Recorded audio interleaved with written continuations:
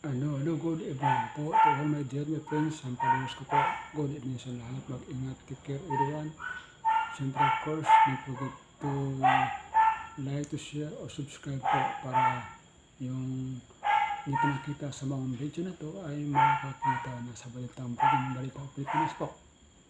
So, pakinggan po natin ang balita ng what we call pasabog Trudy courtesy of the balitang Banat Bay, Nitis Pilipinas balita, at saka kay Mayor magkaroon po ng Mayor magkaroon sa Baguio.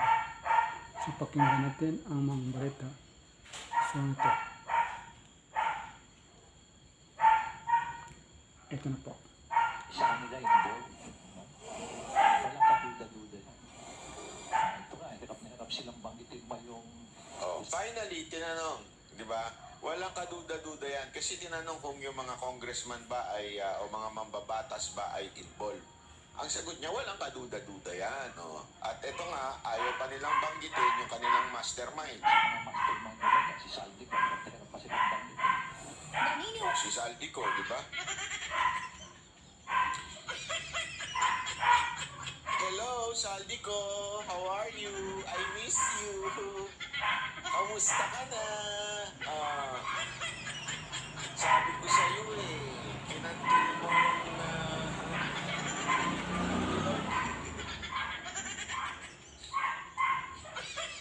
Hindi, alam mo, hindi po ako nagmamalaki na yung mga ganito nangyayari Ayoko po kasi as much as possible, ayokong sabihin karma ito, ayokong sanang sabihin na kagagawan mo ito. Pero kayong pa man, sabi ko nga sa inyo, ang salita ng Diyos ay mananatili yan sa puso ng bawat isa. Ano yun, mga ladies and gentlemen? Sabi doon, lahat ng nakatatago, all that it is hidden shall be revealed. Yan ang ano dyan. Ibig sabihin, lahat daw ng, sa Tagalog, lahat ng sikreto, di ba, ay lalabas at mabubunyag. It will come to the light eventually. Kaya nga, alam nyo, ladies and gentlemen, hindi porket walang nakakita ngayon, o di kaya walang nakaalam ng ginagawa mong kasalanan o kawalang yan, lalong-lalo na sa bayan, na ang inaapi mo ay hindi lang naman iisang tao o hindi napakaraming tao, at ang apektado dito ay hindi lamang iisang buhay. Ito'y kumikitil ng buhay ng mamamayang Pilipino. Lalabas yan at lalabas. Bakit? Kasi ang Panginoon po, mahal niya ng tao. Lahat ng tao, mga Pilipino, mga ipalahi, human being, kaya nga po siya namatay, di ba? Kaya nga po siya bumaba at namatay para sa ating lahat, ay dahil mahal niya nga tayong lahat. Ngayon, kung aapihin mo ito, yan ay bebuelta sa'yo, ika nga. Kaya alam mo, naalala ko, ito grabe yung, ano ngayon, trending po itong si, yung Kirk, na binaril sa Amerika. Grabe, alam mo. Have you heard about the desert rose, also known as the heavenly treasure flower? It's a plant that can survive. Ba't tumatawa ka? Hindi, kasi grabe ho talaga. Nung pinanood ko yung pagkabareling, in-assassinate po si yung Lord. Tapos, nung inaaral ko, kasi tinitingnan ko kung sino ba ito? Tinanong ko pa nga, ChatGPT. Who is Charlie Kirk? Yung si Charlie Kirk, kung hindi nyo pa nababalitaan, ito po ay nabaril.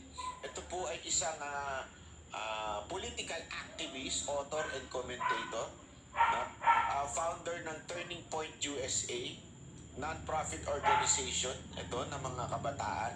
Noong una, akala ko isang ordinaryong aktivista at leftist lang ito. Hindi po pala. Siya po pala ay ipinapasok niya ang salita ng Diyos sa bayan, tungkol sa bayan. Although ito ay sabi nila close daw kay Republican president na si Trump, medyo konserbatibo daw ito. Anyway, hindi ko kasi alam ang lahat na sinasabi niya at opinion niya. Hindi ho tama na ganun ang gawin.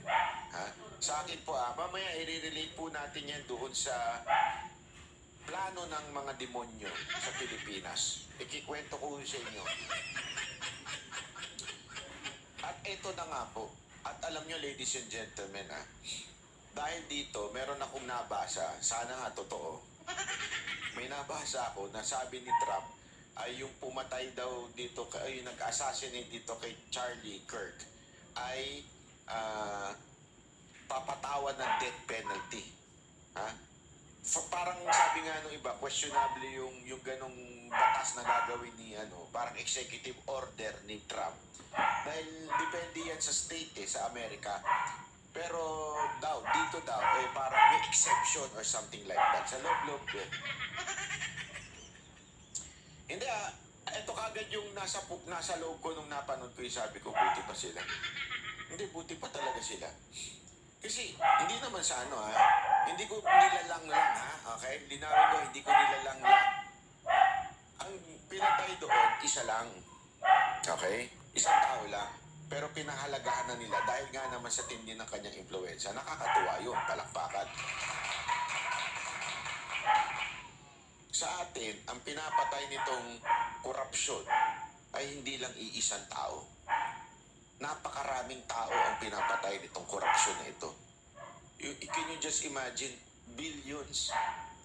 That billions can buy medicine for people, lalong-lalo na sa bayan natin, yung mga namamatay dahil walang pampa-ospital, namamatay dahil walang pera, pampagamot, namamatay dahil give up lang sila, dahil wala na silang pera dahil wala talaga, hindi kaya ng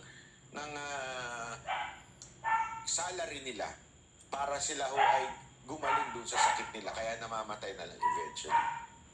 Yung billions na yan, marami na sana mapapakain yan, na gutom. Diba? Na eventually napahamak, namatay dahil sa gutom. Ewan ko na lang, bakit ang ating pamahalaan at ating presidente, pakuya-kuya-kuy pa. Natatawa na lang ako every time binabalita ko ng media. Yung independent body na ifo-form ng presidente, utang ina, ang tagal. Ang tagal. Nakakabuisit na. Alam mo yung gano'n na, wala bang pwedeng bilis-kilos na presidente? Hindi kasi alam mo, ito'y booking na. Booking na ladies and gentlemen, yung insertion, nangyari pa yan noon pa. Dinideliberate pa lang yung 2025 budget, nangyari na yan. Yung mga block doon sa budget, nangyari na yan. Last year pa yan Anong petsa na? Magpapasko na uli. Tangina, naggagaguhan na tayo Magpapasko na uli. Malapit na. Lumalabas na yung si Maria Clary. Ay, buhat. Nag-vlog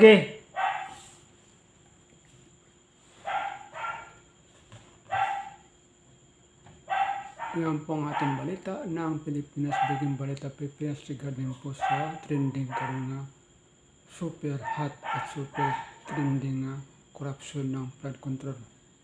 So, thank you sa lahat. Bye-bye po. God bless everyone.